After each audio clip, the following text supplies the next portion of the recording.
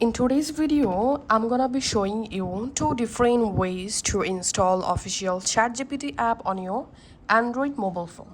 In first way, go to your Play Store. In Play Store, search for ChatGPT. And here you get the official ChatGPT app. Just go ahead and tap on install to install the ChatGPT on your phone.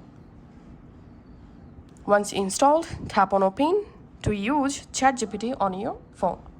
And now I will show you the second method to install ChatGPT.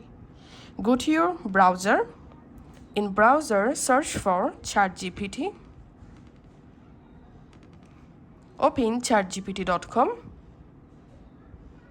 And now, if you wish, you can log in to your ChatGPT account by tapping on login. Now we have to add ChatGPT bookmark to our home screen.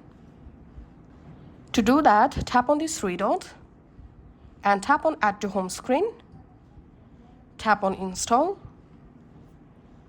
and the ChatGPT will be installed on your home screen or app library. Here we can see.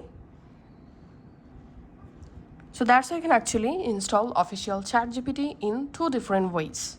Thanks for watching.